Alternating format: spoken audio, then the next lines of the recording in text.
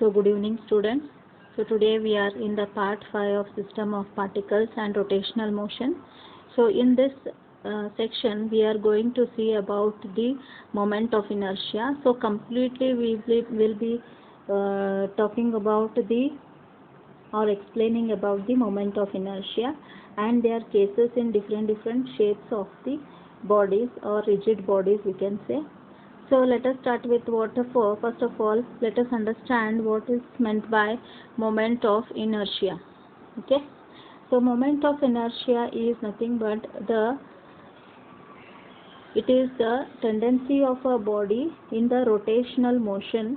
So we know that what is inertia. Okay, inertia according to the Newton's first law, it is the every body remains to be in a state of rest or in uniform motion. So that is the first law is nothing but the law of inertia. So here what is the moment of inertia means? It is the rotational analog of mass. Okay, and in a rotation of a body about a fixed axis, the moment of inertia it plays a similar role as a mass does in linear motion. Okay, so if a body is continuously moving in a linear motion, it is moving, we say that it is moving under inertia.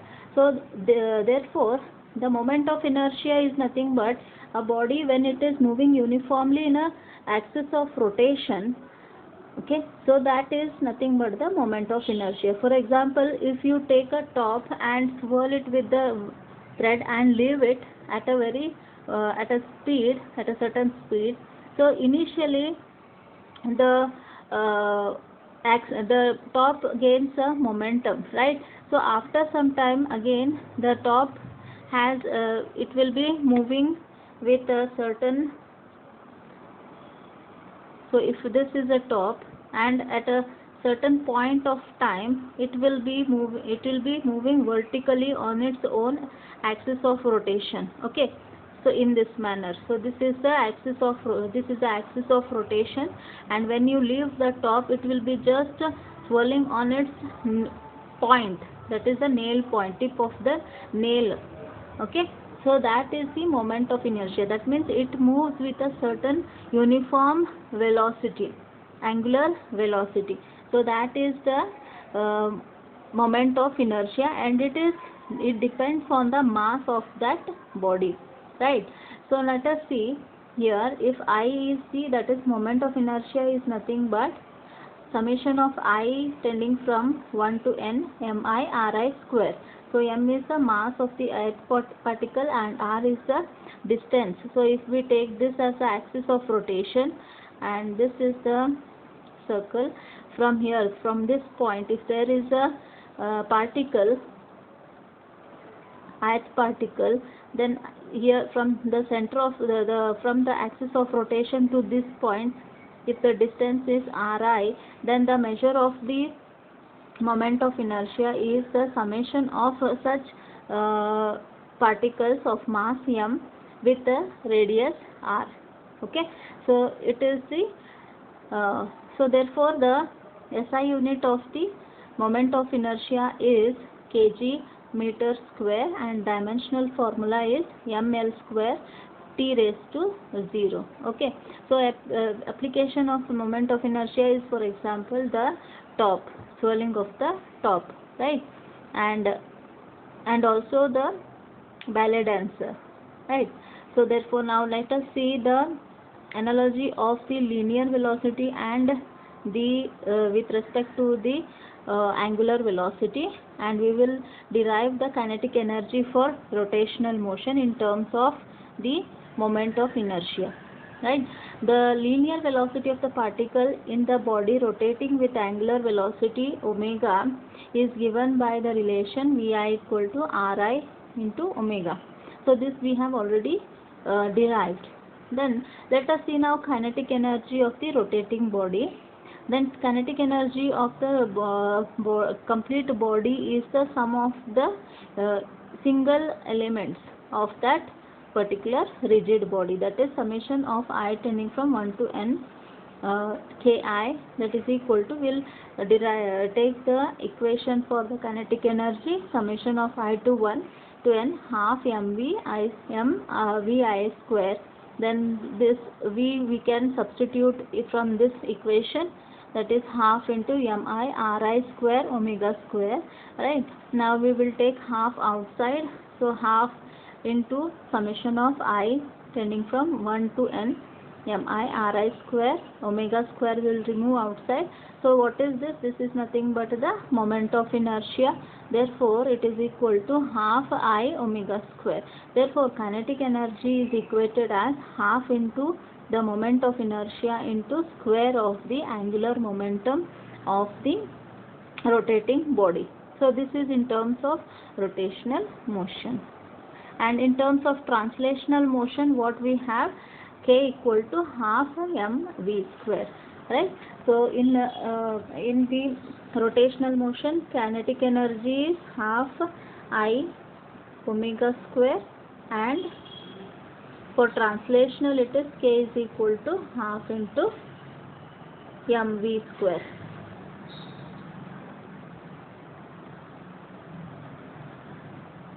Half mv square. Okay, so this is the relation for rotational motion, and this is for the translational motion in terms of the kinetic energies.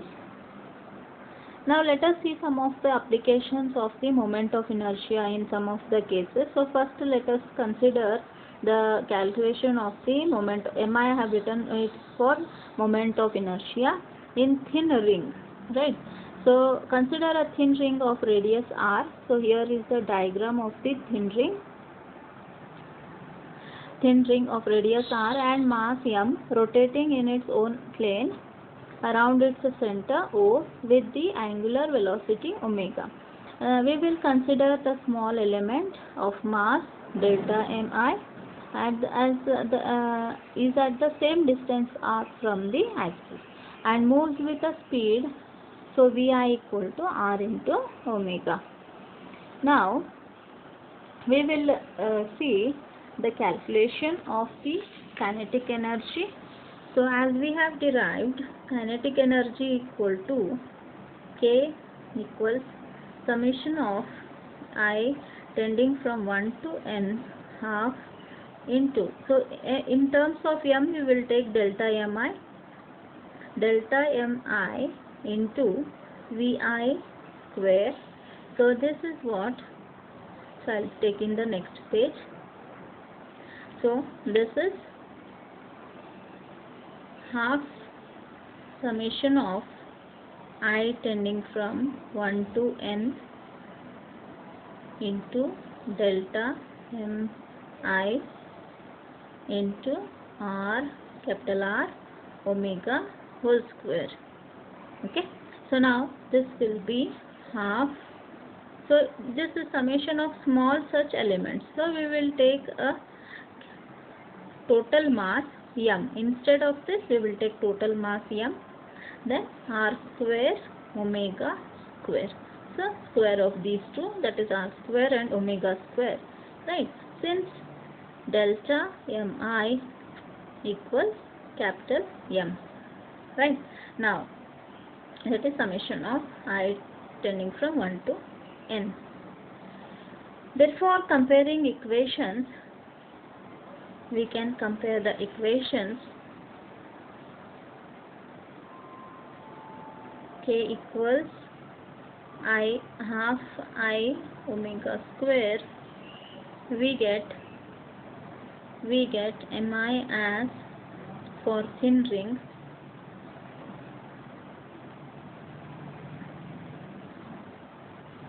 m r square. So m r square is the moment of inertia for the thin ring, for the ring. Okay, so this is the equation of moment of inertia of the thin ring.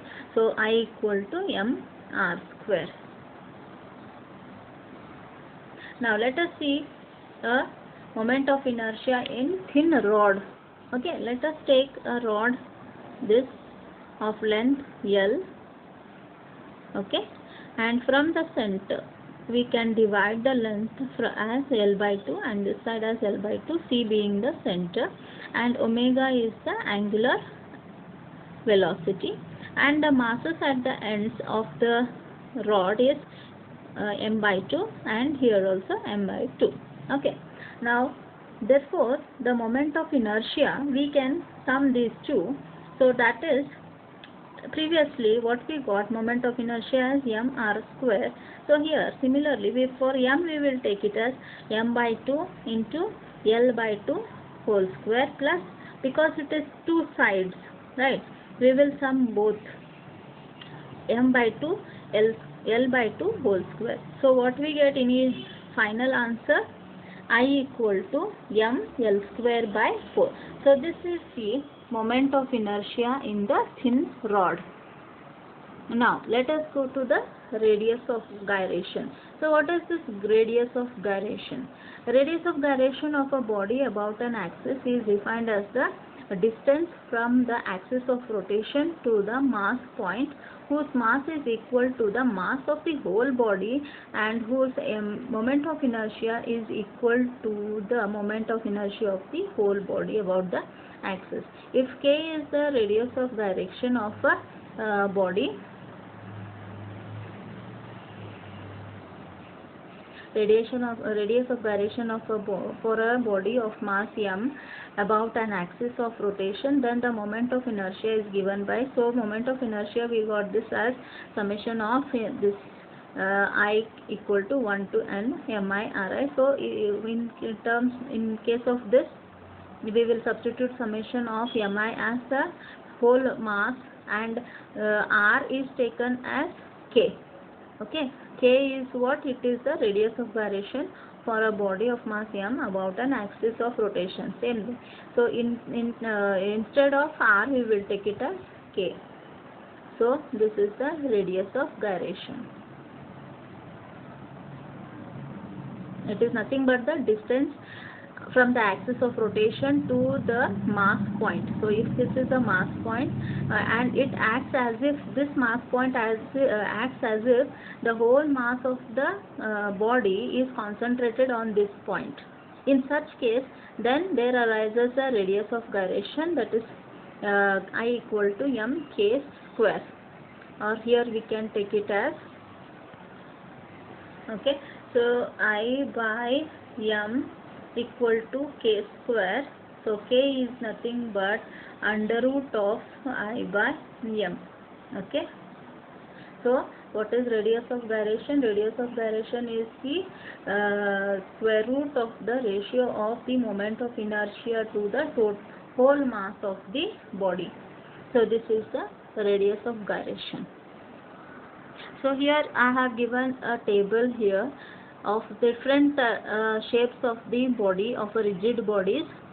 So for example, thin circular ring of mass m, capital M, and radius, its axis of rotation where it will be, and what is the expression for the moment of inertia and its radius of gyration. And similarly, like 10 different types of solid rigid bodies have been given in the table. Accordingly, their axis of rotation is given, their expression for the moment of inertia as well as the radius of gyration. Okay, most probably you will get in the problems. So just you glance over the table. Thank you.